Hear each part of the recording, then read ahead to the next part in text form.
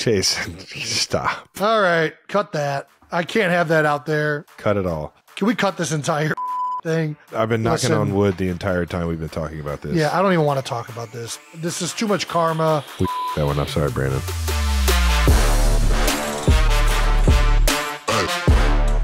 Welcome back to New Heights, presented by Wave Sports and Entertainment and brought to you by Walmart. Walmart deals are here.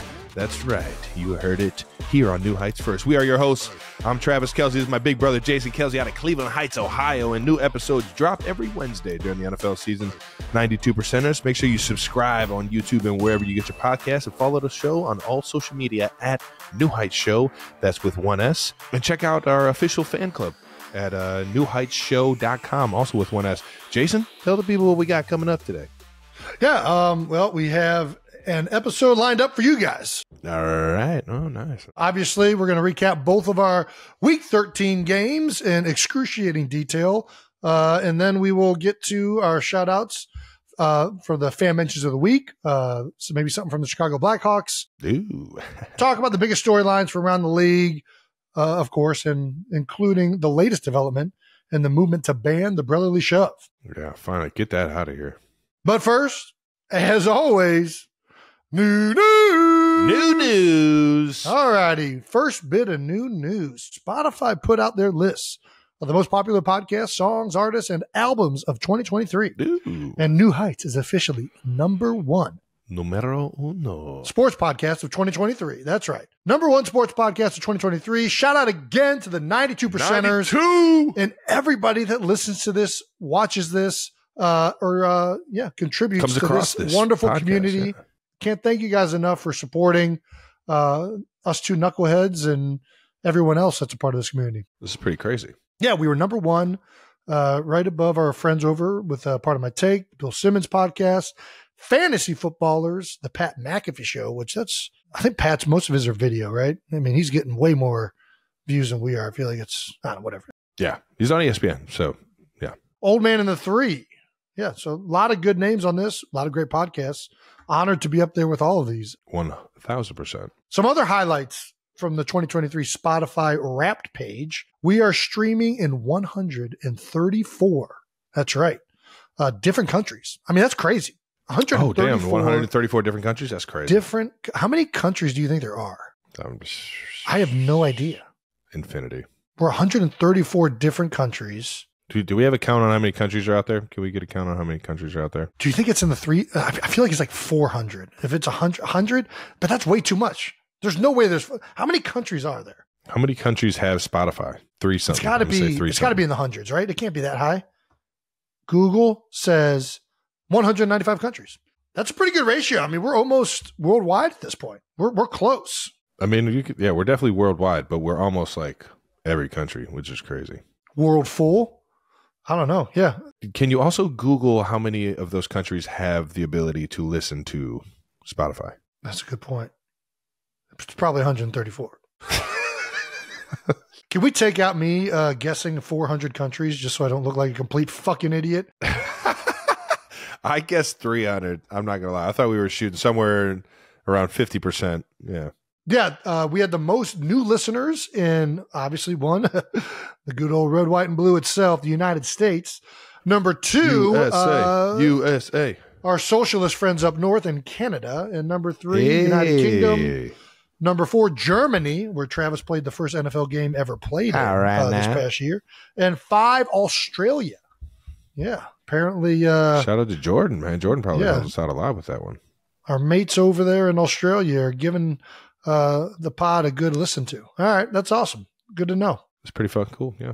Our average podcast rating was 5 out of a possible 5. There's no way. How many ratings do we have? Like 2? Yeah, I don't know. I just know that if do you ever give ratings? Do you ever give ratings? Yes, I do. And everybody should rate ours 5 stars. No, I've never rated anything in my life. All I know is that if this podcast was a gymnast, we're sticking that fucking landing. That's all I know. You're not on Yelp or Pinterest leaving your comments? 5 out of 5, baby. I guess they go out of 10. Does diving go out of 5? I don't know. I think it's all out of like 6. Our episode with Kylie was the most listened to episode this year. Knew it. It was listed as a standout podcast episode of 2023. Ooh, okay, Kai. Nice. It's killing it. It's up to, last time I checked, over 5 million views. So holy fuck. Kylie's doing a really good job of staying under the radar. Nice, Kai. Well played. Just how she likes it. Oh, yeah. Just sliding by. Well, thank you. Thank you to everybody who's listening. Much appreciated. And hopefully we keep entertaining you guys. I don't know. Yeah. We really appreciate that, guys. This one, I don't know if this one's going to be as fun, but yeah, let's give it a try. In other new news, we're officially a sandwich. That's right. The user McNewy on New Heights Reddit page let us know that an actual sandwich has been named for the New Heights podcast.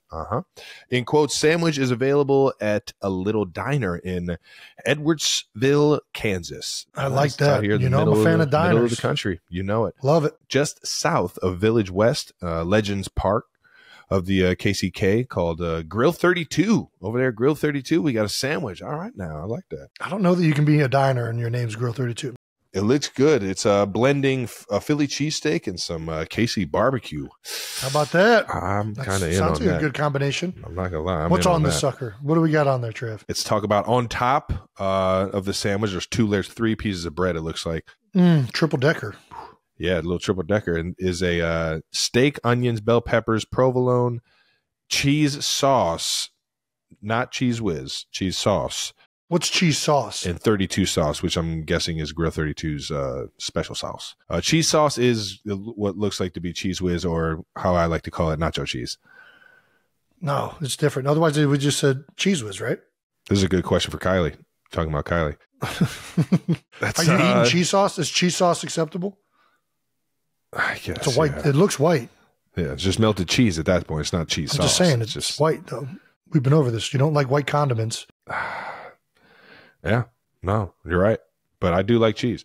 Yeah, you do. The bottom half is turkey or ham, bacon, lettuce, tomato, American cheese, mayo, barbecue, and 32 sauce. Again, stacked on Texas toast. So, yeah, this thing looks like lunch and dinner all in one sandwich. Yeah, it's New Heights all in one sandwich. What other than the mayo, which I'm a big fan of the mayo, so I'm happy you guys put it on there. But Trav does not eat mayo. Yeah, not a big mayonnaise, just seeping through Jason's pores right now. Look at his face. Hey, just good. fucking just mayo, blue cheese. Boy. Give me all that. When you stuff. sweat, do you like taste it? Sometimes. If I haven't sweated in a minute, it's got some salt to it. I just hear somebody. You know when you haven't sweat in a few days and you go to run and then you start sweating and your eyes just get all they start stinging from the amount of sweat going in your eyes. Just spread it on. I mean, you can make it sound disgusting as much as you want. Mayonnaise is delicious, Travis. It's so disgusting. You're very clearly in the minority of this worldwide. I'm glad we're in 134 different countries so they can see how weird it is that you don't like mayonnaise. Ketchup is like a foreign thing in Germany. Yeah, like they ketchup? use mayonnaise. Oh, it's my very gosh. common across Europe. I was eating dry fries, just dry fries the whole time, just fucking potatoes chopped up, fried. I do hate foreign ketchup. They haven't caught on to the fact that the only way. Well, yeah, they just don't use high fructose corn syrup. Really, Heinz is the only one that's really got it fucking figured out. Because they use high fructose corn syrup. They aren't. Ketchup is not supposed to be tomato based, you idiots. It's supposed to be high fructose corn syrup based. Where did you get this ridiculous idea that ketchup has anything to fucking do with tomatoes? Nice. Well, thank you, Grill 32. If I'm ever in between the Village West Legends Park area of Kansas City, Kansas, I might hit up Grill 32 and might have to stop by. Yeah, I'll jump. Have a nice jump Travis will get his without mayo, but it'll be good. Maybe we get some clarification on cheese sauce. But either way, sounds delicious. All right, let's get some fan mentions of the week. Let's do it. First fan mention of the week, we got some love from the Chicago Blackhawks. That's right, Trav. They must have heard you last week. The quote tweeted the clip from last week's episode of us building our NHL starting fives with NFL players, of course. And we were obviously talking about Connor Bedard. Bedsy. And they came back with our home is your home at T-Kelce. You can just call him Bedsy. Bedard. Nice. Sorry, Connor. I butchered your name. I butchered my own name. So How did you say it last week? I think I put an N in there somewhere. Oh, you did. Yeah. Now that I'm remembering it. Yeah, that was where it was. Yeah. But we're saying it right now? Yeah, Bedsy. Easy as that. Yeah. I'm getting rid of the ending. I'm just saying Bedsy. Bedsy. He's got to be from Canada. I haven't seen one snap of this kid. You haven't? Haven't seen one puck of this snippet? kid. No. One snippet? One skate. Haven't seen anything. I haven't watched the NHL yet this year. That's how quick he is. Is he a rookie this year, or he came in? He was like the number one draft pick last year. Yeah. Yep. Haven't seen a shin guard of him. Yeah, I don't know. I got nothing. Yeah. He's a baller. Sounds like it. Have you seen any hockey at all this year? 0 so far this year. I got to get after it. I haven't seen any hockey this year, but I want to. What do you do for entertainment when you get home? Well, most of the time I'm trying to play with my kids and or watching Bluey and Paw Patrol. Nice. At what point do you become Ed Kelce and have separate TV? Give me the remote. What do you mean? I'm watching Nickelodeon. Give me the remote. Law and Order's on. I try to put on stuff that I want to watch. They want nothing to do with it. I am getting taken to the woodshed when it comes to what's being on the TV. Damn. I tried to put on Tropic Thunder the other day, and Kylie made me turn it off right at the opening scene. Yeah, I think we talked about the one guy's guts are all out, and she was like, "What are you doing? Turn Jason." And Wyatt's just staring at it like this. I'm like, what kind of damage am I doing right now to my daughter? It's life, man. It's life. Tropic Thunder. It's life. We watch a lot of Pocahontas and Aladdin and dude. Also, Trevor. What? Are you? Are you going to get in net for Connor? For Connor? Listen, I'll get on the ice anywhere. You know what I'm saying? Like, I'm down.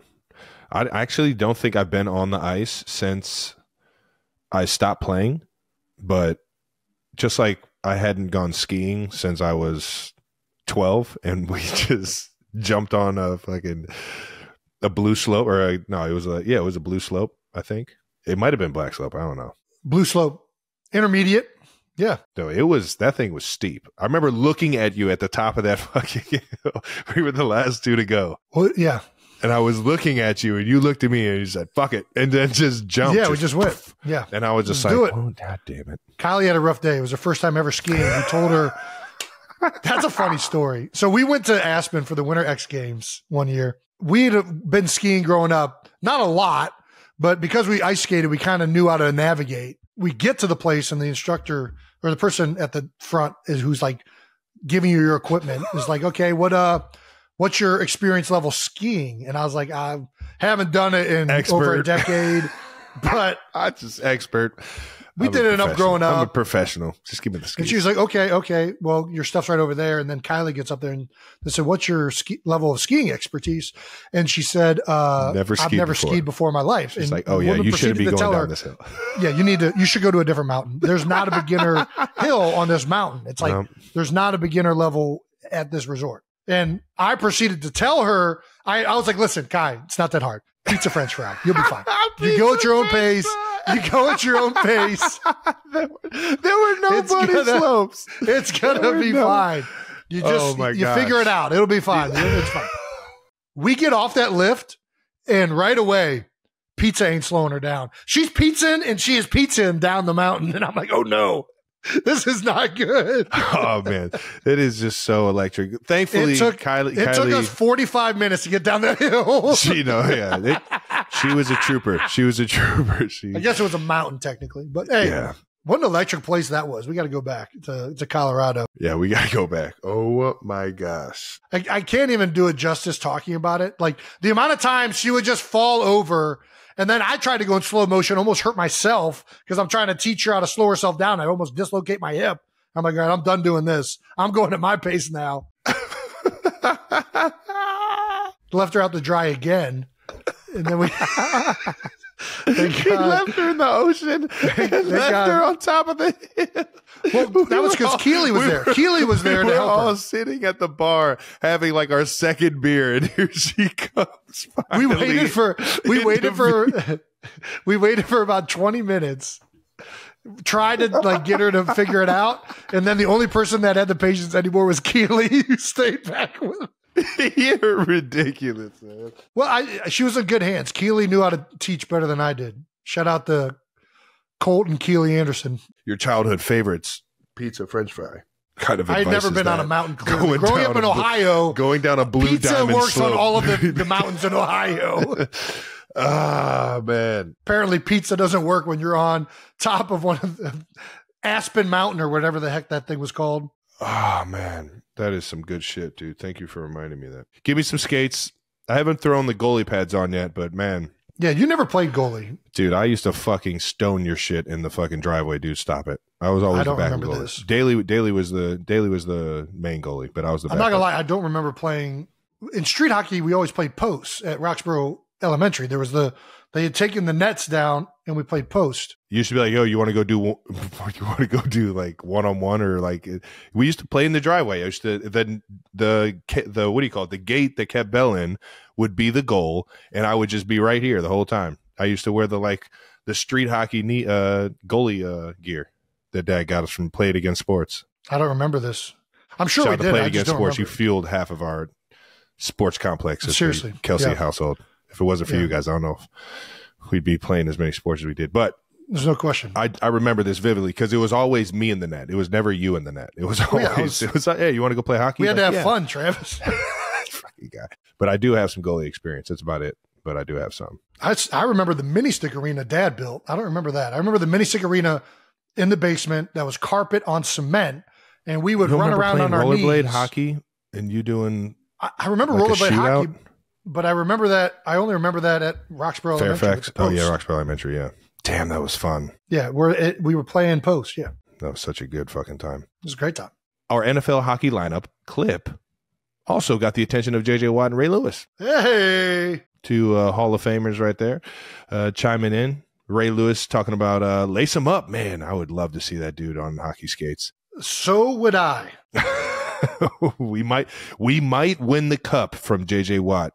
In quotes, that's what I'm talking about right there, baby. I think we got to get out on the ice with the Watts. We do. I saw a clip of JJ. He still got it. Oh yeah, he can rip a slap shot. All right now. Well, shout out to the Hawks, baby, Blackhawks, man. Appreciate you guys reaching back out. I would love to jump on the ice and get diced up by Bedsy if the opportunity ever presents itself, or stone his shit. Who knows? Yeah, who knows? I might just fucking come on, man. All right, where are we at here? Next up, we got a mention from Bert Kreischer and Tom Segura's podcast. All right. Love those two guys. Two bears, one cave. Two bears, one cave. You already apparently, they're proposing that all three of our moms fight. That's right. Here's the clip of that. They need to respect us. They do. What do we do? Maybe we'll have our moms fight their mom. I feel like that's not fair. Like right? It's mom, 2-on-1. like mama. Is she getting one of them at a time, or is she got to take both of them on at the same time? Don't you underestimate Donna. I think, I'm not going to lie. Don't you ever underestimate Donna. I think Donna might be able to take both of them at the same time. Dude, I don't know how they're. She hit me one time. Mom only hit me once. It only takes once. I don't know what. I was being a little shit one day, probably. Terrible. I still remember what I said. I probably heard this word, and I had never said it before in front of her. I said, mother, I got to that far. And before I could even get the cur out, it was like a panther just swiped me across the face. It's true. What the fuck what just happened? So look out, guys. Turns into a ghost. Let you know, Mama Kels, she's half panther. She is, dude. And she wears a lot of leopard print. Maybe that's why she likes leopard print so much in some of her clothes. A lot of polka dots. Yeah. She just embodies it all. She's a tiger. I don't know if it was from baking all them cookies and kneading the dough. Like, her hands were strong. They were like, it's probably genetics, because she did the Ancestry.com thing, and it came back and said she's got genes to be a sprinter, and she's also a risk taker. Shout out to Ancestry.com for doing that with Mom. All right now. So, yeah, guys, I don't know if you want anything to do with Mama. She might have a sweet disposition in the cameras. Don't get Mama Bear riled up. Yeah, she'll come after you. If they're two bears, one cave, what are we? I think you're a bear. You're a bear for sure. Yeah, that makes sense. Is Tom still a bear? Tom's lost a lot of weight.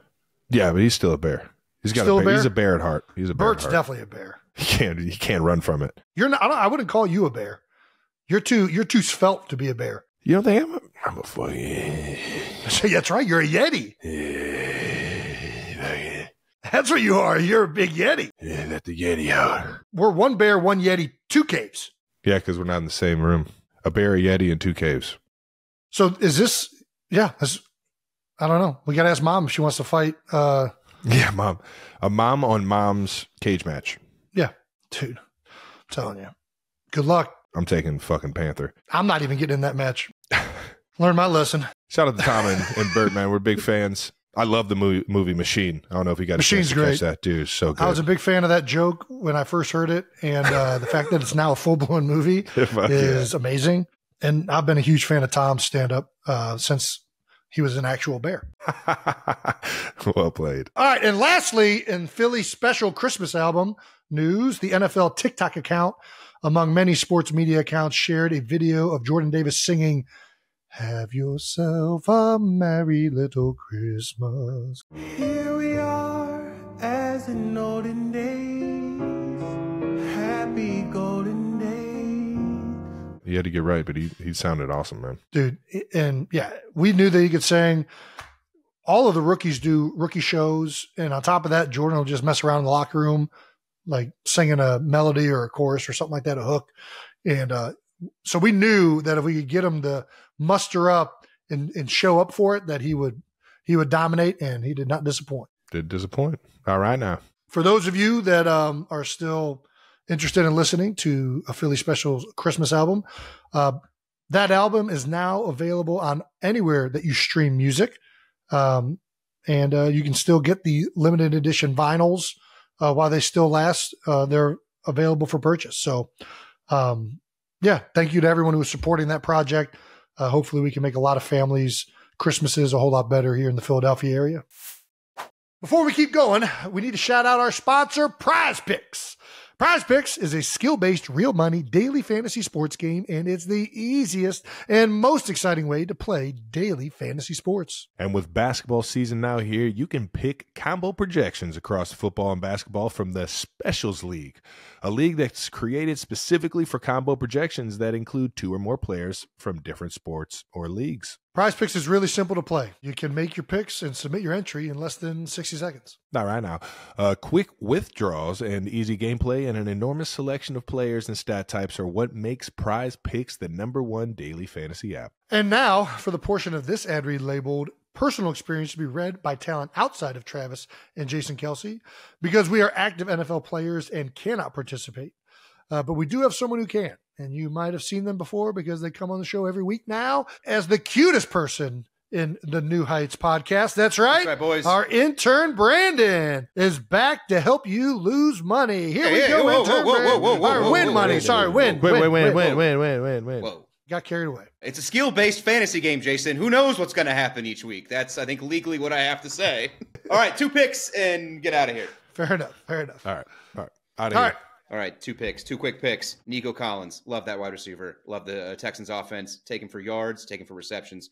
Also, a little quarterback by the name of Jalen Hurts. Rushing TD has been a very consistent one for me. But please, build your own entry. You got rushing TDs, you got yards, you got fantasy points, you got kicker points. By all means, have a great time with Prize Picks. Whistle time. Got him. Nailed it. It's a good whistle right there. That's a Kelce whistle right there. All right. Hopefully our intern Brandon did you guys right. And if you guys want to get into daily fantasy this season, go to prizepicks.com/newheights and use code newheights for a first deposit match up to $100. That's prizepicks.com/newheights, code newheights for daily fantasy sports made easy. Great news, 92%ers. What's that? Walmart deals are here. With the holidays right around the corner, now is the perfect time to shop Walmart deals. That's right, Trav. Walmart has so many deals on toys, tech, fashion, and every gift on your loved one's list this year. There's no better feeling than staying under budget, all right now, and still giving everyone the gifts they've been asking for all year. Jason, what have the girls been asking for this year? Nothing too difficult. I think Ellie asked for a dinosaur. We had Santa come by the house and she literally didn't say hi, didn't say anything. She just said, "I want a dinosaur." That's fucking cute. It's pretty adorable. Wyatt asked for something too. I think she asked for Barbie. That's what it is, Barbie. So hopefully Santa and Walmart come through on both of those. It can be tough finding great deals during the holidays, especially with our busy football schedules, which is why I love doing all my shopping online. Walmart has your online shopping needs covered, Jason. You can order on the app for in-store pickup or get gifts delivered right to your doorstep in selected areas. Plus, you can also shop on Walmart.com for amazing gifts that are only available online. So get going on their holiday wish list and shop amazing deals from Walmart. Ready, set, gift! Let's keep this thing moving. Let's keep moving. It's all right now. It's time to answer a few no dumb questions because there's no such thing as dumb questions. Just two dumb people talking about them. No Dumb Questions is brought to you by our friends at Accelerator Active Energy. Nice. Accelerator Active Energy drink is available at Amazon. So make sure you guys get that thing sent right to your door. Hey, yo. First no dumb question from Elizabeth Scagliotti. If I think you nailed it. Right. You nailed it. Nice. That's good. Killed it. 5-7-18. Can NFL players decline to be mic'd up for games? How do NFL players feel about it? And this is maybe a no dumb question. Yeah. I mean, that's definitely not a dumb question. No, that's a good question. I like that one. It's a fair question. Yeah, you can definitely decline it. You can decline to be mic'd. Done it many times. Yeah, definitely done it before. And you have two different reasons to be mic'd. The NFL could mic you and your team could mic you, but I'm pretty sure that you can talk to your team about what gets released on your mic'd up. I believe that's pretty it's pretty similar in all buildings. Well, the way I've always understood is that if the NFL mics you, there's less control there than if the team mics you. Either way, being mic'd is it's quite a responsibility. Yeah. And listen, a lot of things happen during a game. Emotions get heated. There are a lot of things said. The stuff that gets released during the mic'd up deals ain't half of the stuff that's being said on the sidelines, on the field, stuff like that. Yeah. We try to keep, I think every team, and for the most part, the NFL tries to show the good parts of being mic'd up. I think they're going to avoid the controversial stuff, the trash talk that's excessive. And I think that's good. Everyone's in unison and make the league look as good as possible. Yeah, and I think that that's the right thing to do. But sometimes stuff does come out, and that's why you got to let people know that you are mic'd up. Which is hard to remember after the game. It is. And that's kind of where all the personal conversations happen. Or right after the game when you go up to somebody that you've known or somebody you just played against and stuff. Like what happened to Saquon and Peppers last week, I believe. Kind of came out. Peppers was being funny about something that or at least said something to Saquon that he didn't want as public knowledge. And yeah, it was supposed to be an A and B conversation. Saquon being, mic'd up, and the Giants seeing that. The Giants released that footage and kind of made Peppers look like he wasn't. You just said it like it was. Dude, it was. There was like a delay. It was like the Giants released that footage. Yeah, it's and boom, Giants released it and let everybody know that Peppers thought his team was ass. So that's messed up. That shit's messed up, man. It's messed up. I mean, yeah. That's why I used to always decline being mic'd up.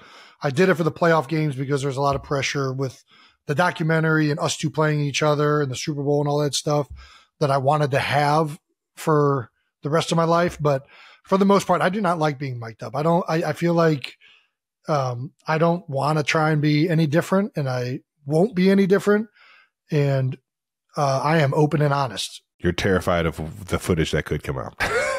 Well, I don't think I'm terrified of it. Have you ever hit up your the people in the organization that handle that stuff and been like, hey, can I see the footage before you release anything and let you know what I don't want on? Yeah, I have a great relationship with all the PR people, and they'll let me know if there was one earlier this year where they're like, hey, do you want this in it or not. And ultimately I told them I didn't care and they didn't use it anyway. So it didn't matter. I will say this though. I love our PR at the Chiefs, man. Ted Cruz does a great job of making sure he looks out for us in situations like this. And I love him for it. Shout out to Teddy Cruz. I have found out that me and you are similar in the fact that we just yell a lot. I think we're big screamers. Ah! Yeah. Something just gets energy. You're much more quick-witted. I'm more like not No as way. funny. There's my nothing mic'd ups. going on up here quick. No, there's nothing quick you're about offering, what's going on up here. No, you're instinctual. You're an instinctual man. I am not that fun to listen to mic'd up. The best guys on the Eagles from mic'd up are Fletcher Cox, Brandon Graham, and Darius Slay. I shouldn't even say it, just Slay. And I'll put Lane Johnson in there too. Those are the guys. Like if you're going to mic up anybody, those are, and the other sleeper is Slim, Devontae Smith. Slim? Hilarious, dude. He's a good one? Slim Nice. Reaper. He's a good one. What about Love you that guys? for him. Who are the best mic'd up on the Chiefs? I'm going to say Jet McKinnon's always he's always a Jet. good one. And then you can't go wrong with a mic'd up Patty Mahomes, man. You're going to get some Pat's good moments. awesome. Pat He's, has some really good ones in the mic'd up clips. Yeah, he's got some fucking awesome ones. And then Chris Jones, baby. Can't go wrong. Old 9-5, baby. And talking shit. We found that out firsthand with the episode, how electric he is. But have they ever mic'd up Andy Reid for a whole game? Dude, I bet Andy says a lot of funny ass things, but he's just not in front of cameras or like. I would around love to hear the unedited version. That's what I'm saying. He's just He is saying, like, what the fuck? What the hell is Kelce he is doing? saying something fucking hilarious. I guarantee it. A lot. And it would be gold content. Just have the Chiefs do it and delete all the stuff that he doesn't want out there. That'd be awesome. We got to get it done, Ted. Now that I gave you your shout out, Teddy Cruz, we got to get it done. Let's get it done. There's 0% chance Andy's doing that. Zero. Absolute zero. Nice. No, shout out to No Dumb Question. Then Yeah, moving that was a on good to question. JJ Soda Pop on the Club 92 website. JJ Soda Pop, so he's clearly not a Midwestern guy. Because we say, no, pop, it's just pop. All right, good. Why do some touchdown celebrations get fined and others do not? What is not allowed? So there are certain things that definitely aren't allowed. So you can't use a prop. That is the big one. Except for a football. Football is the only prop you can use. You can use the football, but you can't use the pylon. You can't touch the goalpost. Can't do. You Tyreek can't- grabbed a photographer's The phone phone. and did a. Did you like hear a that? I think backflip. that guy got. I don't think he's allowed on the sideline anymore. They punished that guy. I think Tyreek looked out for him though and is helping him He out. did. Yeah, All right, he's that's either good. Tyreek either writes a good referral or he's making sure that he gets settled for accidentally getting him fired. That's good. Good on Tyree. It's a good man. It's a good man right there. Yeah, but those are the big ones. You can't use pylons. There's like you can do choreographed ones, but they can't be long, right? Like, do you know what that stipulation is? I don't think there's a time limit. I think you're just dealing with the play clock. The play clock.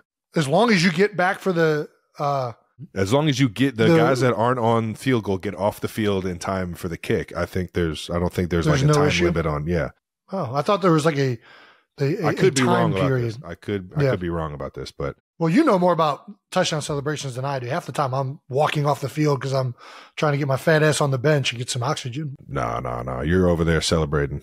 Don't act like you don't be in there celebrating. Sometimes. If it's a big play and I still got fresh legs, I'm celebrating. But if it's after a grueling drive, I am deep breathing my ass to the sideline, high-fiving people on the way to the bench. I don't think I've ever celebrated a tush push or brotherly shove touchdown. It is like, I just scream and then yell off the field.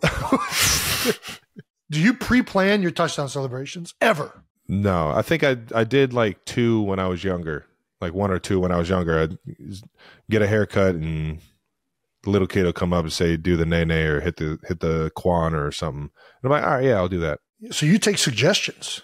I did. I really don't. I'm kind of like you now. When we score, I don't really have too much energy. You don't take suggestions anymore? No, I don't do any more suggestions. All right. That's fine. No suggestions box over here. No That'd be fun. suggestion box over here. That might be fun. No. Yeah. Why don't you take suggestions? I don't take suggestions because I don't score touchdowns, Travis. Yeah, but you've probably done more touchdown celebrations this year than I have. because you celebrate with everybody. I've done none. What are you talking about? I haven't celebrated like any of them. You got mossed with. Oh, I did do that one. Yeah. And then you got another one from this year. The dancing one was from last year where I was the dancing one was from last year, which is an iconic one that everybody will remember forever. You did something else this year. I forget what it was. I can't remember. I think, I forget what it was. Either way, 92%ers call his ass out. He definitely dances more than me. Yeah, I think I just, you just got to feel it out, man. You get in the zone and you just feel the electricity of the moment and you just hit it, So it's like getting on the dance floor and hearing a groove. You don't just like, you kind of just, you just hit the fucking, you know what I mean? You just got to feel it out sometimes. You don't always got to have something planned. It feels like there's a lack of creativity recently in touchdowns. Like I feel like for a few years there, Dolphins just had a real good one. The roller coaster one. I didn't see that one, dude. I don't like those ones. I don't like when it's like it was a team. It was good.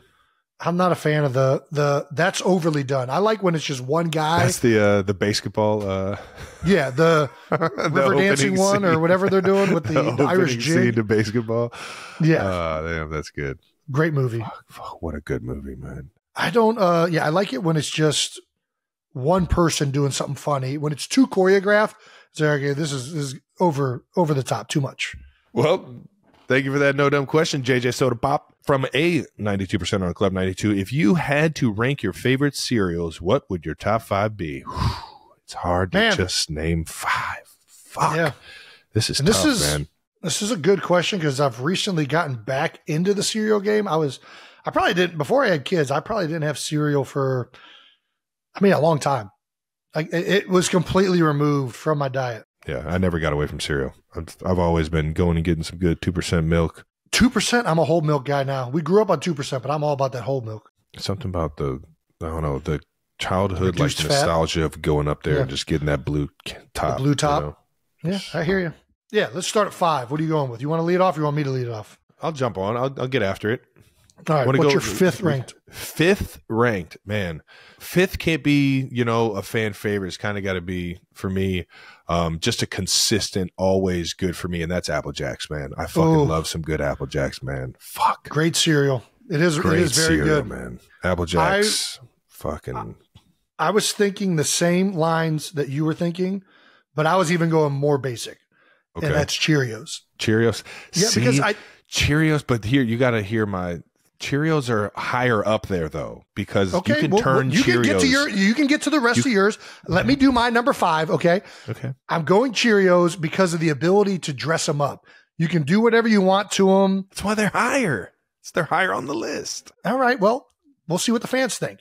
I got them at 5 because as a standalone, Cheerios aren't bringing much to the table comparative to some of the other higher items. What are you pairing them with?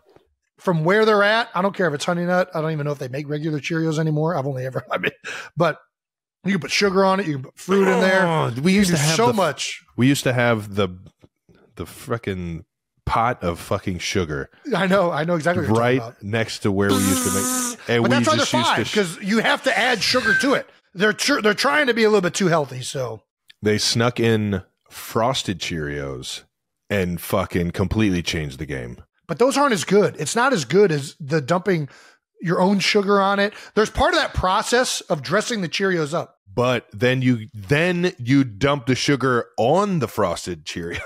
Okay, well now you just and add strawberries. And my gosh. Oh my gosh. All right, and that's how you wake up in the morning, kids.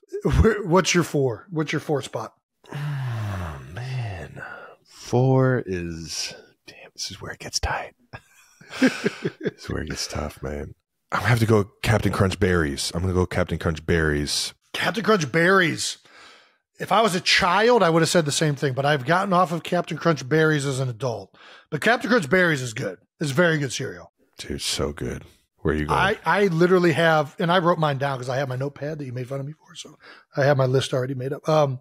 I have just regular Captain Crunch at number 4. I didn't know if I wanted to put Captain Crunch Berries or Peanut Butter Captain Crunch in this same spot. I like all 3. Oh, Peanut Butter Captain Crunch is so fucking good. I just went with the original. That's fair. If you want to put all these into them, I'm kind of putting them all at number 4. Yeah, like I still prefer on like a standard regular basis, old school Captain Crunch, even though it does cut the shit out of the roof of your mouth, it's delicious. Yep. All right, what do you got? 3? I'm going to say you can have Cheerios in your top 5. I don't want them in there. AKA I fucked up my order and now I'm just going to leave them off. All right. Lucky Charms. I'm going Lucky Charms. You can't beat the marshmallows. I think it's good. It's a good pick. So it's a very solid pick. Dude. It's hard for me to keep it at 3, but these next 2, you can't beat these next 2. Yeah. Well, hopefully, I have a feeling one of mine, I think we're going to have some similar ones in the top 3, but we'll find out. But well, we grew up in the same house. Yeah. Number 3, I got Cinnamon Toast Crunch. You just can't. Love Cinnamon Toast Crunch. It's got to be on the top 5. You don't think it's in the top 5? No, it's got to be. That's probably my number Cinnamon 2. Toast That's Crunch my number 2. Yeah, that's like the best. Just go to. You don't have anything else lying around. We're just putting milk in this thing, and it's going to be effing delicious. Effing delicious, yeah. Yeah, fucking delicious. Sorry, forgot that we're trying to send kids to college. And as to your Lucky Charms at number 3, I have Lucky Charms at number 2. Ooh, so we flopped Captain Crunch and Lucky Charms. All right. I guess so, yeah. So where are you at? What's your number 2? Captain Crunch. Captain Crunch. Nice. No. So you have Captain Crunch. No. Cinnamon Toast. Cinnamon Toast Crunch. I got my crunches so that's fucked fine. up. So 2 and 3 for both of us is Lucky Charms, Cinnamon Toast Crunch. Yep. Number 1, should we say it at the same time if it's going to be the same one? It's 1,000% the same one. There's no way. This is going to be like, all right. 3, 2, 1. Reese's Peanut Butter Puffs. Dude, it's undefeated, dude. It's so freaking good. It's candy. It's the best. It's just candy in cereal I could eat form. a whole box right now. It is Literally so good. an entire box. I could Especially fucking put it in a popcorn bowl and just fucking add the entire gallon of milk to it and just walk it.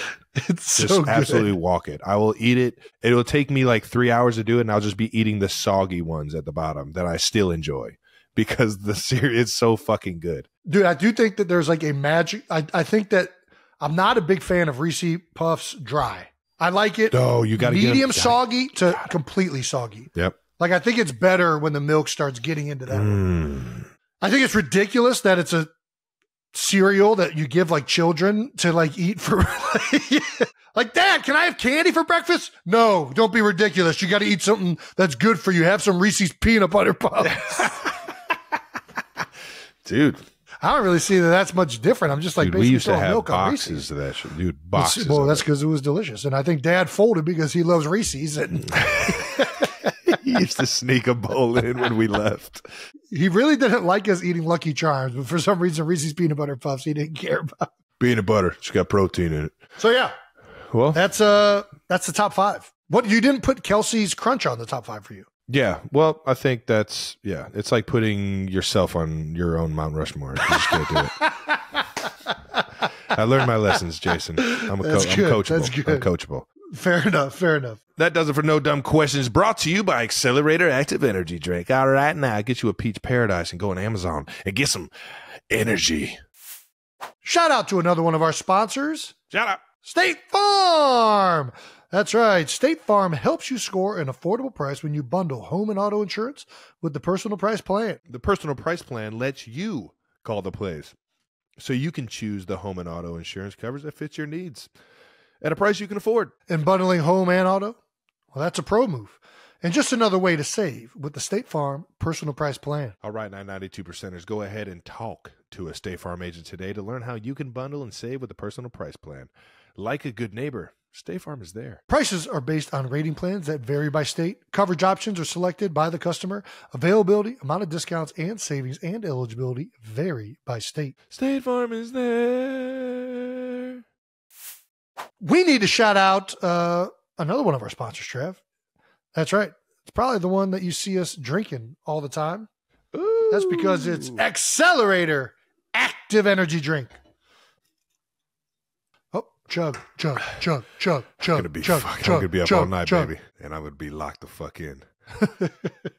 If you've been looking for something with zero sugar that gives you sustained energy and gets the metabolism going, but also gives you the enhanced focus you need to do your holiday shopping or take care of 3 kids or even 2 Irish wolfhounds playing the NFL, I'd drink these things before every game. You got to check out Accelerator Active Energy Drink. That's right, ladies and gentlemen, the best energy drink you can find. We all know there's nothing like signature plant-based thermogenics when it comes to getting the boost of energy you need to record a podcast each and every week.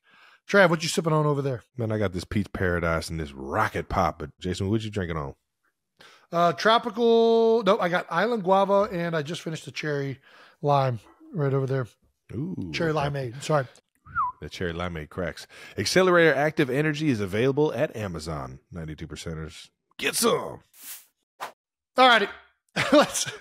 Let's tee up some bold topics to wrap up Week 13 in the NFL. Trav, let's get to this. Fuck this week, man. 49ers 42, Eagles 19. Jason, want to hit me with any initial thoughts? Yeah, we got our asses kicked. It wasn't a good performance. 49ers executed at a high level. They're a good team. Kudos to them for putting together a good game. No, they got a lot of energy right now, man. Yeah, they got good players, great coaches. They're on a good streak right now, and yes, sir. it was not a good performance by us. Let's start with maybe some post game quotes. You're in a post game interview, in quotes saying, "We're not good enough right now. We're disappointed in the way we performed, but I still have the utmost confidence in everybody in this locker room on both sides of the ball." Yep. Yeah. What happens after a game like this, man? Well, you go watch the tape, you make the corrections. I mean, listen, we have good players on both sides of the ball. That's what I know. And, when you have good players, you can get things corrected. I know it was a awful performance. I mean, not the way that we wanted that game to go by any means. I look at our receivers. I look at our quarter. I think the players are there. Did we play to our level? No. And part of that's, you got to give credit to the 49ers. They played at a very high level across the board, offense and defense. I think our defense, obviously it's not a great game for them. They started out hot, had 2 3-and-out drives to start. We went down in the red zone, didn't get touchdowns. Ultimately, I think that was a big part of something that we could have capitalized on. We go down early, score touchdowns instead of coming away with field goals on those first 2 possessions, and we're up 14. I do think the game's a little bit different. But, with the way they were playing on offense, how they were clicking, it was going to be hard. The other thing that I know the defense is catching a lot of flack right now, but I mean, both sides of the ball are, but the defense, obviously a rough outing for them. We got to do a better job, in my opinion, as an offense of keeping them off the field. They have played a record amount of snaps through the last 2 games. In NFL history, no defense has played more snaps through 2 games than our defense. It's not fair to them. I think now part of that is self-inflicted. They got to get off the field on 3rd down. They got to make stops.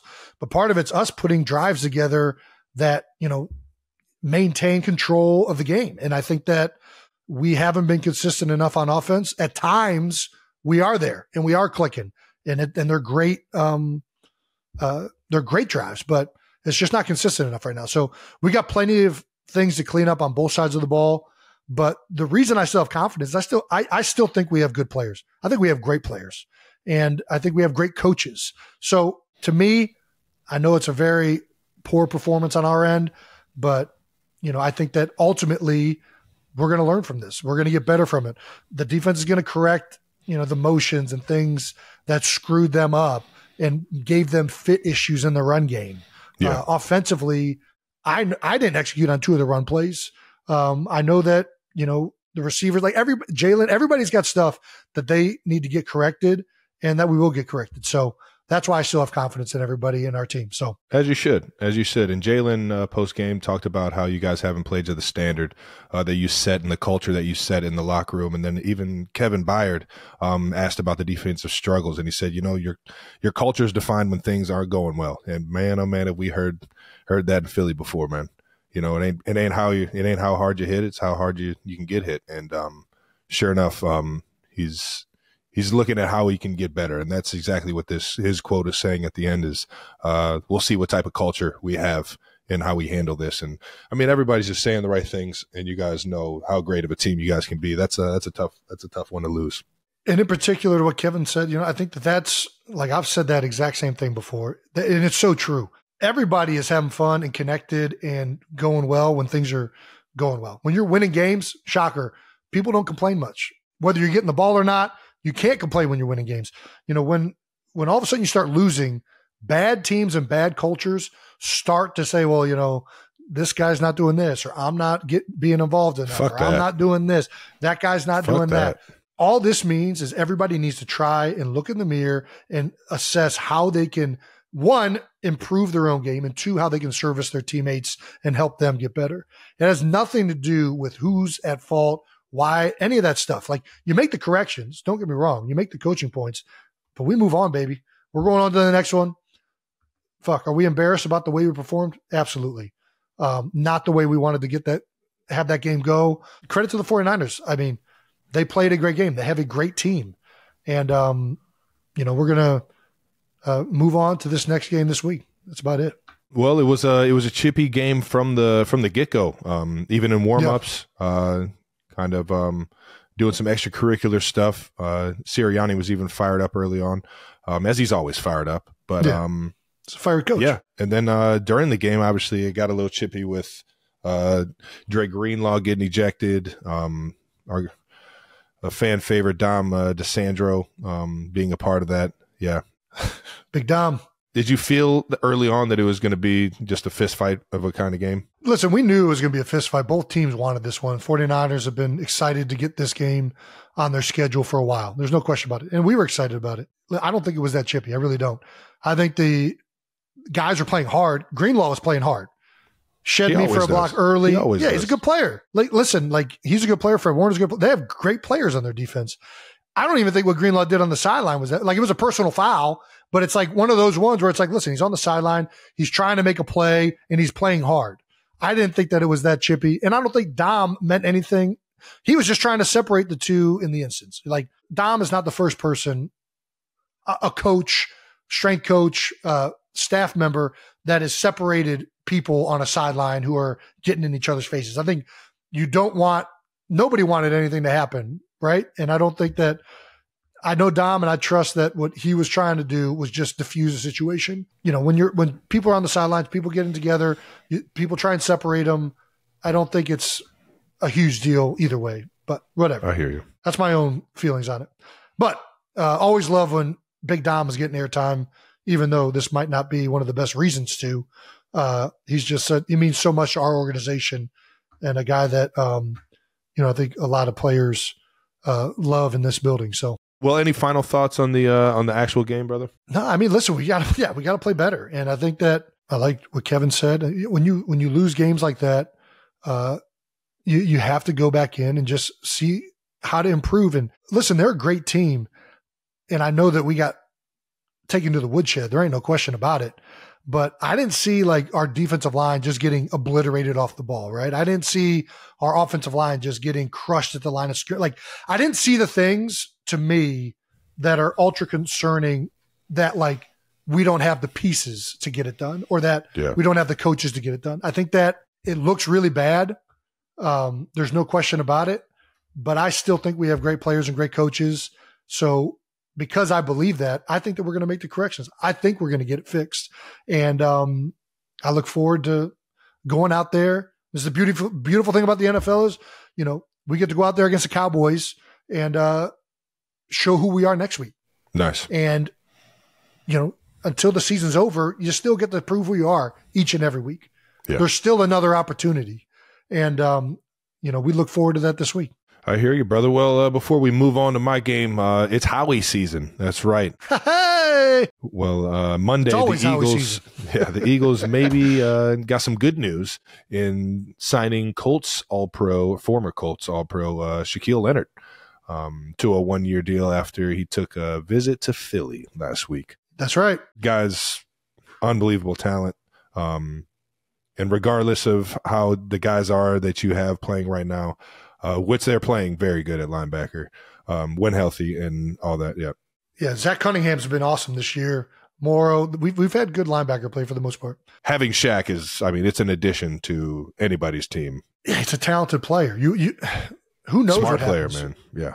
Smart, talented, experienced.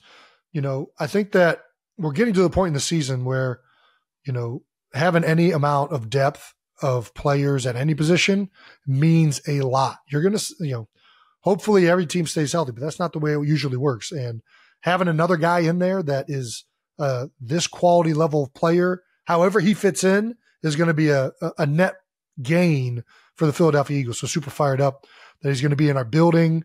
I know a lot of guys saw him last week when he came in for his visit. I missed him, but really excited to get to know him. And yeah, that's about it. That's all I got. Well, Shaq, welcome to the Eagles, brother. All righty. You ready to get to this Packers game? Let's do it. Packers 27, Chiefs 19 on Sunday Night Football. Yeah, man, what are your initial thoughts from the game? You know, it's I said it after the game, and it's just hats off to the Packers. They executed better than us, man. You know, we were in the game start to finish. Didn't end the way we wanted it to, but we still had a chance to tie it there at the end and go into OT.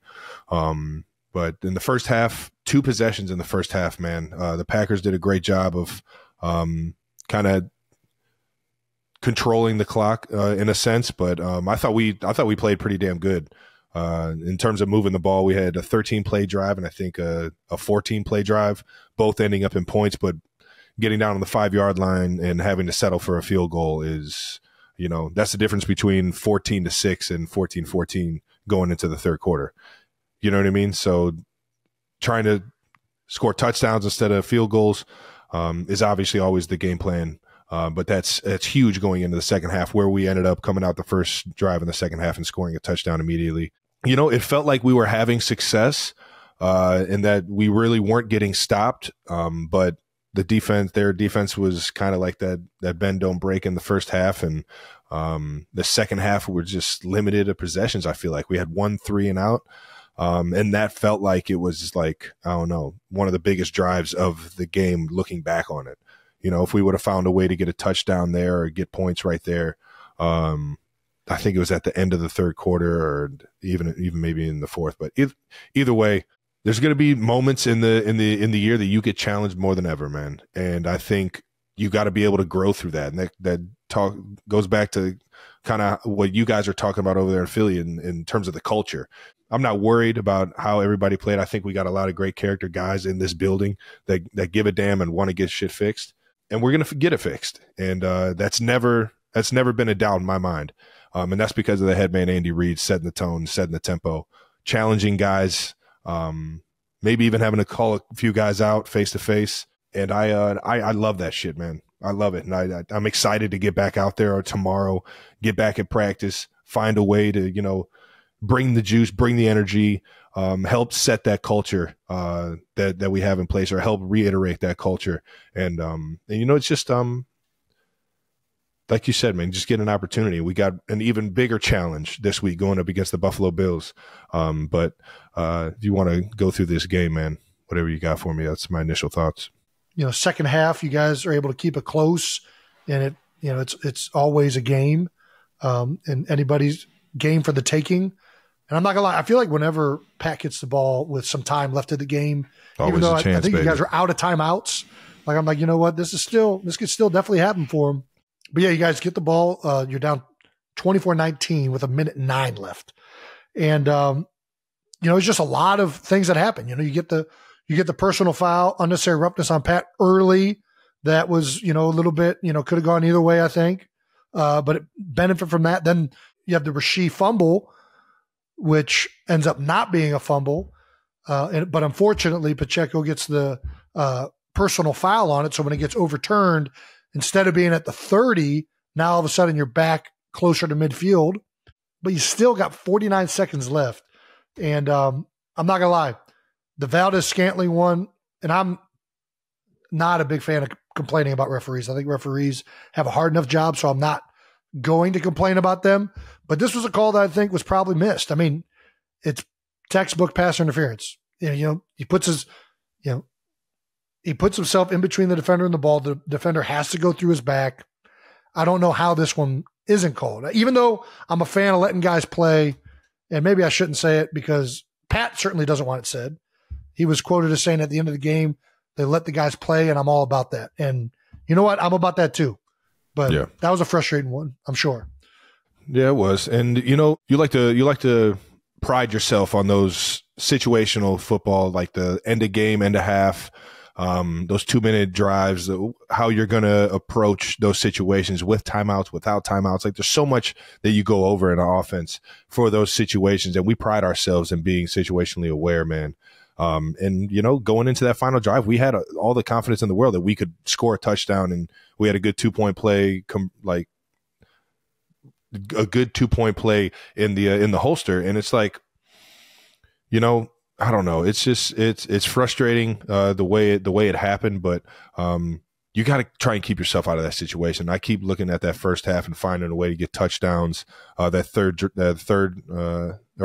third quarter deal where we had the 3 and out. I just feel like we have all the confidence that every single drive we can put up points.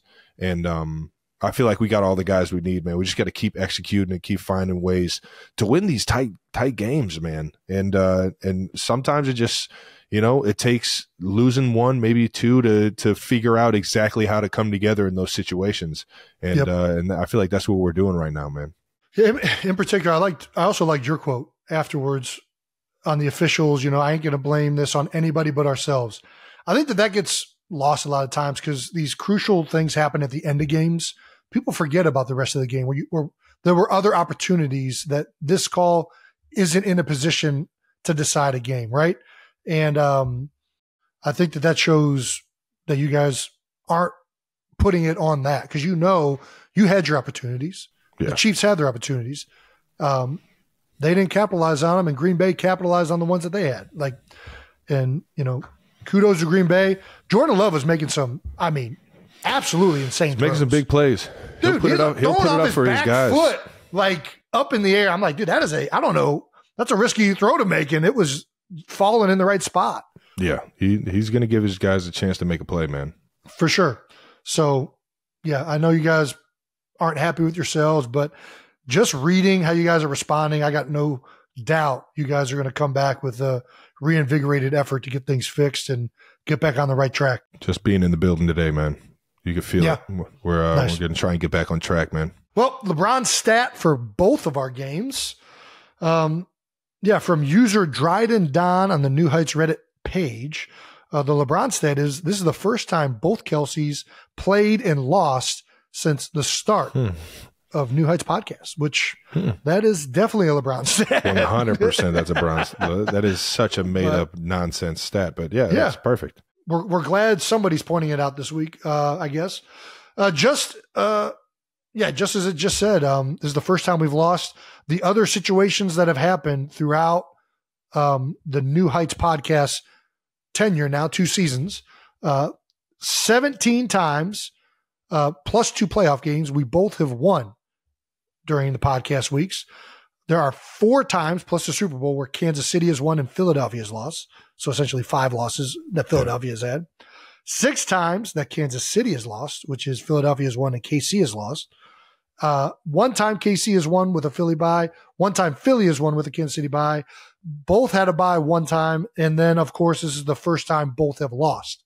Mm-hmm. Since the podcast has started, we do have a 97% win percentage, another LeBron stat. That's the LeBron stat for real. That's the one. That's the one that sounds nice, looks real nice. LeBron. Not sure what it means. I guess it means that we both had 2 good seasons so far. We got really good teams. Not sure what the podcast has to do with anything. Absolutely nothing. But we just both need to get our asses into the building, put some work in, and get it back on track. If you know one thing about this show, it's that sometimes you'll see a giant dog behind me. And you've probably been wondering just what it is that I feed that thing. And the answer is the farmer's dog. Oh, the farmer's dog makes and delivers fresh, healthy dog food. It's recommended by vets, nutritionally balanced, and made from human-grade ingredients in safe, clean kitchens. That's right. And my wife prefers that they eat this over the gophers in the backyard. It doesn't matter if your dog is young or old. It's always the right time to begin investing in their health, helping you live more healthy, happy, and full years together. The Farmer's Dog isn't just higher quality food. They also send the food pre-portioned specifically for your dog based on their unique nutritional needs. So get 50% off your first box of fresh, healthy food at thefarmersdog.com/newheights. Plus, you get free shipping. Just go to thefarmersdog.com/New Heights to get 50% off. That's thefarmersdog.com/New Heights. The holidays are here, and that means one thing. It's time to break out my favorite outerwear from True Classic. Ooh, True Classics, ultra comfortable, perfect fitting essentials make for the perfect gift for guys in your life. That's right. From jackets to jeans to sweaters, everything they make is crafted with premium fabrics to help you look and feel great. And right now, for a limited time, you can get everyone's favorite gifts at a discounted rate. That's right. Get 25% off your first order at trueclassic.com/New Heights. It's tough to find premium basics online that fit right, but True Classic has you covered, and at an affordable price. And if you're looking for a more formal look, they've got you covered with that too.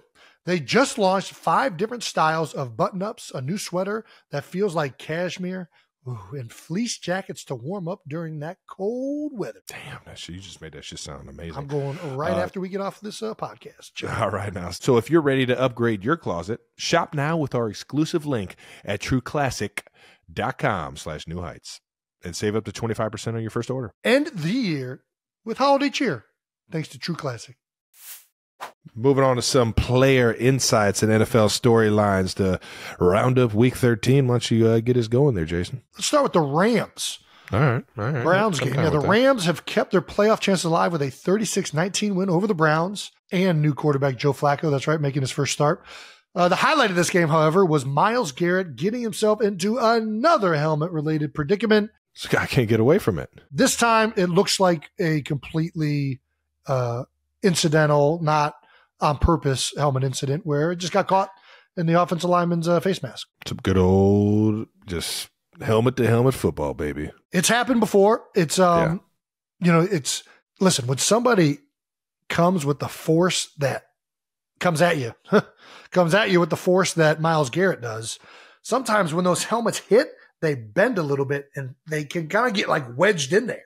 Yeah. And that's exactly what this looks like. It looks like 100%. It kind of looks like it's in the side of the head, though. So I wonder if he kind of almost like was getting blindsided there. It kind of looks like it's at a weird angle. Little trap. Yeah. Yeah. He's getting a little crunch block, a little crack. Just take some time, pop them off, and get back at it. Yeah. Yeah. Oh, yeah. We got a clip. Let's see how good we are at assessing the evidence. Let's see what this play looked like. Oh, their helmets got caught. Look at that. Nice. It's way in the backfield, so I don't think it was a trap. No. Looks like a pass. He also plays DN, so it might have been fucking just a crack, toss crack. Maybe he was dipping and ripping.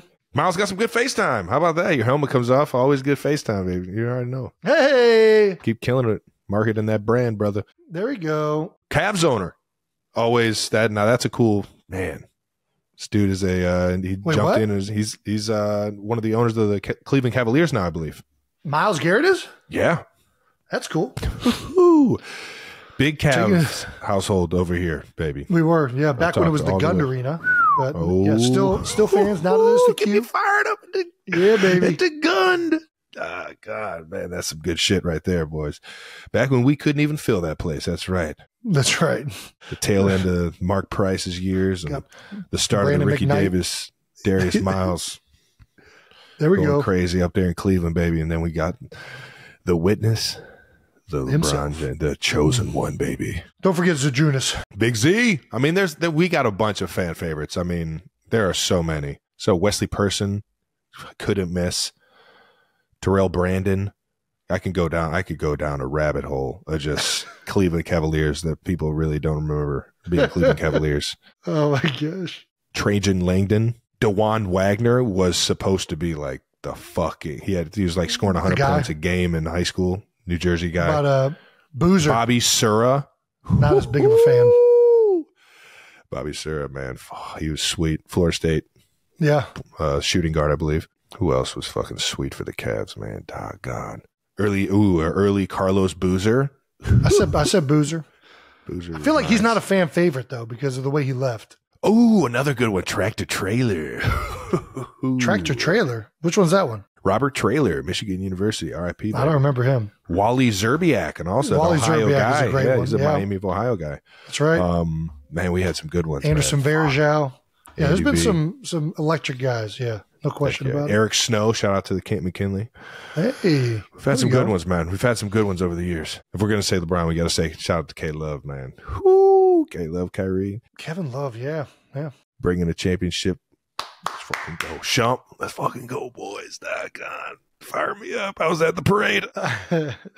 Commissioner Roger Goodell wants to permanently ban the brotherly shove. That's right. It's all coming to an end. Once the commission starts talking about it and saying he wants to get it done, it's going to get done, ladies and gentlemen. And Mr. Goodell just made all our lives a little easier in the NFL outside of the Eagles organization. Per the Athletics' Diana Rossini, shout out to Diana. Commissioner Goodell reportedly wants the play removed from the game permanently. Banning the play would still have to be voted on by the competition committee and passed by the owners to vote on it. But 3 members of the competition committee come from Philadelphia's NFC East rivals, according to the report. So it's looking like you guys, it's not too good for the newly brotherly shove, where you guys illegally push each other in the back. Well, it's legal. Jason, right now. do you fully expect it to be banned next season at this point? I mean, are you just sick of the debate? I feel like every time we talk about this, you're just like, listen, fuck this. Ban it. I really, at this point, I don't care. I'm over the discussion about it. And to be fair, it would just be banning like the push in the back. You got everybody would still be able to run the QB sneak, I think. Yeah. Well, that's where I'm kind of like, whatever. Just we were really good at running quarterback sneak before we did the push.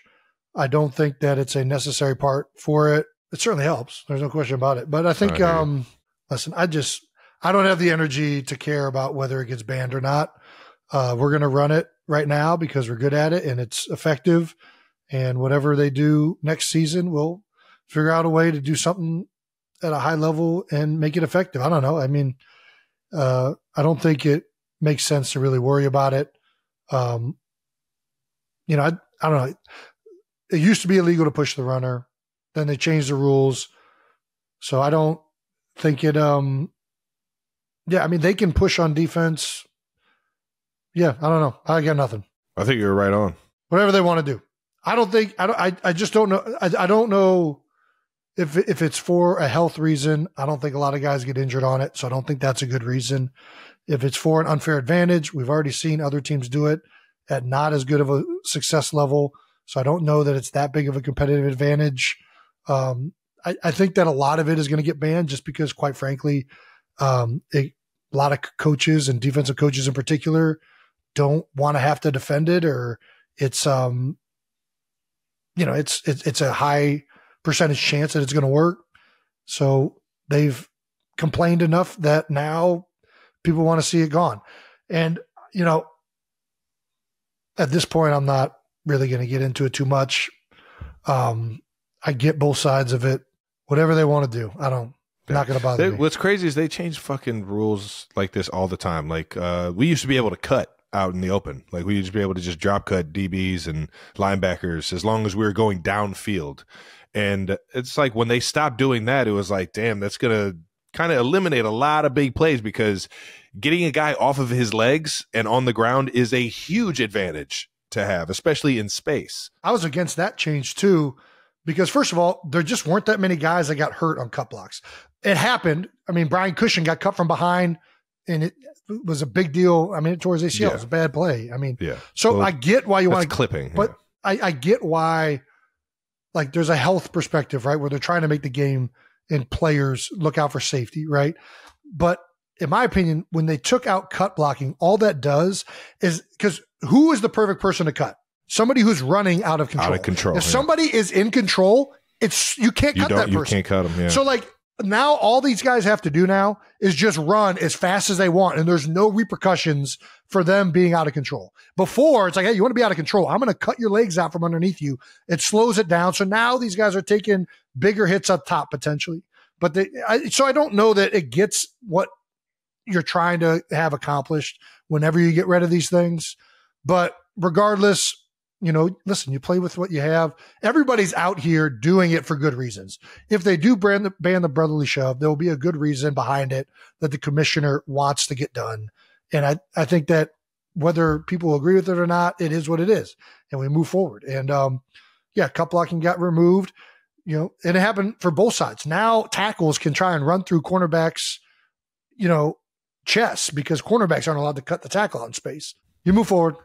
Yeah, That's about all I got. you play the game that's played. You know what I mean? We were 36 for 38 right. running quarterback sneaks before the push.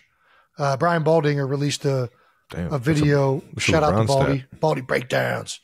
Baldy released a video last week, I think, referencing the fact that, you know, the tush push gets a lot of the hype, but, you know, ever since Jeff Statlin's been here, we've been pretty darn efficient on quarterback sneaks, just around the 92% mark, if I don't say so myself. All right, now.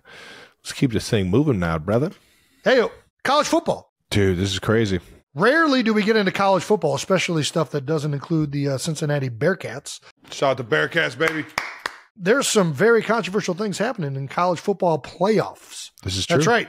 The selection committee named their top 4 seeded college teams that would be competing in the college football playoff. Number 1, Michigan. Number 2, Washington. Number 3, Texas. And number 4, Alabama. Wow, the SEC's champs, yeah.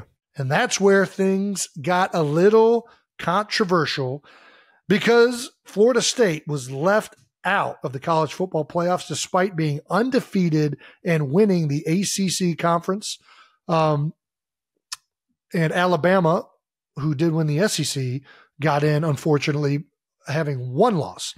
Now, I don't know that there is a right answer to this because in my heart of hearts, I think the SEC champion should be in the college football playoffs because the SEC is by far the best conference in football. So I think it's not fair, in my mind, to leave an SEC champion out of the playoffs. So, I mean, this is the problem with the playoff situation. There's no matter how many teams you have, there's going to be somebody usually that has a case for being in it. This year, very high case for Florida State.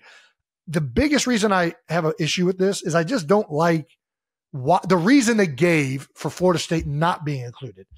The College Football Playoff Committee chair, Boo Corrigan, explained the decision on ESPN. Florida State is a different team than they were the first 11 weeks. If you look at who they are as a team right now, without Jordan Travis, without this offensive dynamic that he brings to it, they are a different team. I don't care. Did Florida State earn the right to go into the playoffs? I don't care who's their quarterback now. I don't care who their coach is now. That team and that group of players, did they earn the right to go there? That's the only reason I have an issue with the reason they gave. I don't think is a fair one. And I mean, if their backup quarterback's Nick Foles, it might lead to some magic happening there in the playoffs of college football. But I think I'm also not criticizing any of the teams that are in there. You know, I'm not, hey, again, I think an SEC champion should be in the college football playoffs. You can't have a genuine college football playoff without having the SEC championship in it. Yeah. Champion in it, right? I hear you. Texas, obviously intern Brandon, big Texas guy. He's added words to the rundown to really try and get us to hype up Texas.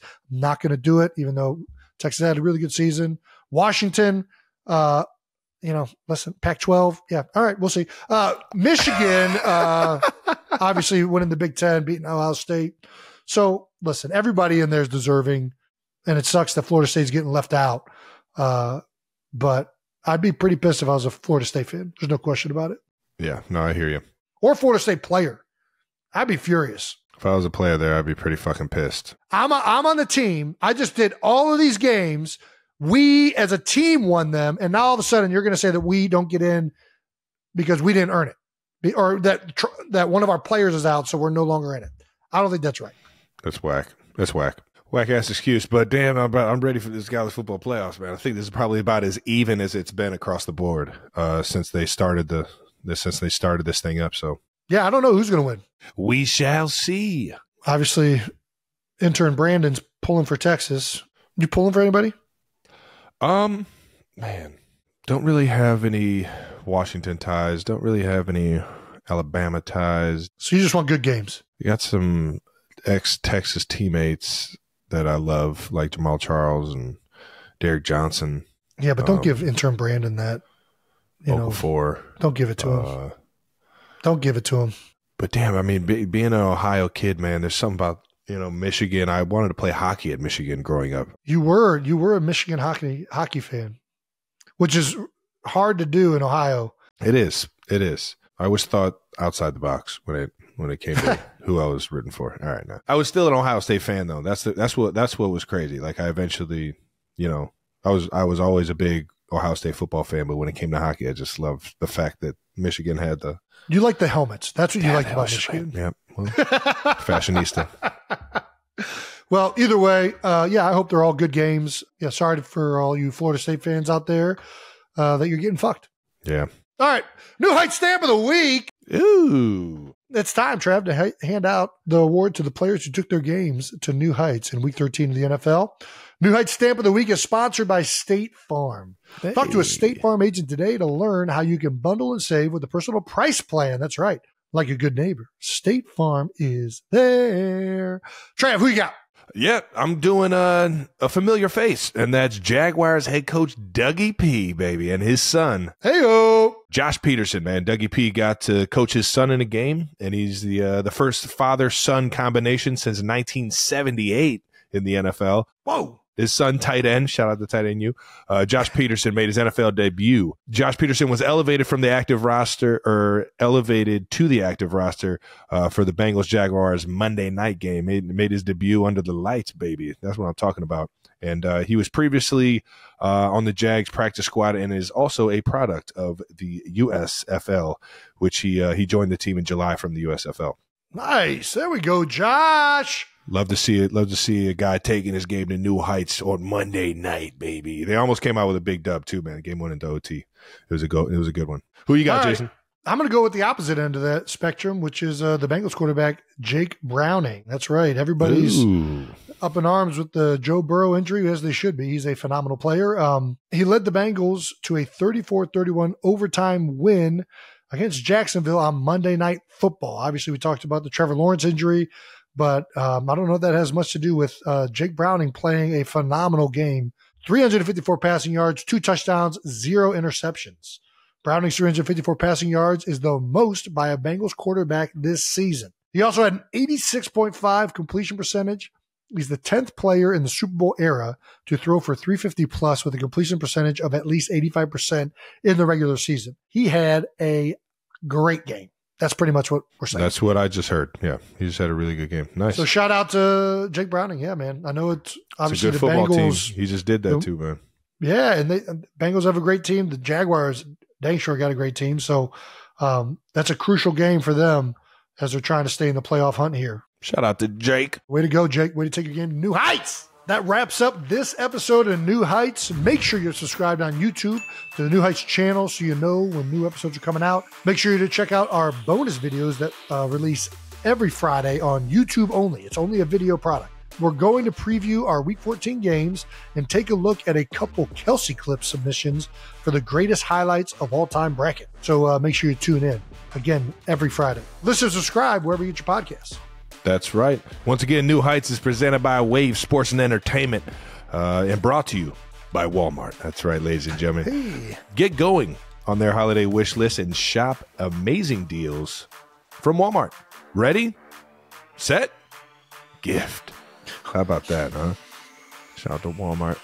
Wally's World is always a fun place to holiday shop. Make sure you guys stop through. Yeah, and, it is. Follow the show on all social media at New Heights Show with 1S. Thank you to our production. We need you now more than ever. After this past week, we're sorry. We'll never lose at the same time ever again. This show would be lost without you guys. Thank you so much. We love you guys. Thank you, Wave Sports and Entertainment. Except for you, Intern Raymond. Yeah. All right. Fuck you. Thank you to all the 92%ers. We love you guys. We're number one. And we will always appreciate you guys. Love you guys. See you guys next week.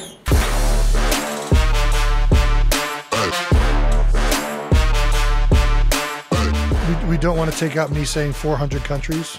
I just assumed if it was 134 that there's like some much larger amount of countries. There's so many ones over there in Asia that I just cannot keep track of. In Europe. I just don't remember anybody teaching me this information. All right, cool. Just a bunch of dummies over here. I think it's four got to be 400. I'm going to say 300.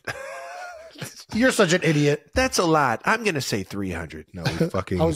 I was only off by twice the fucking amount of actual countries. And when you think about it, you feel even dumber because you're like, there's no way. There's like 10 countries per continent. I felt stupid saying 400, but I just felt like if it was 134 listening to us, there's got to be like an we can't be listening. Yeah, there can't be half the world listening to us. And apparently there is.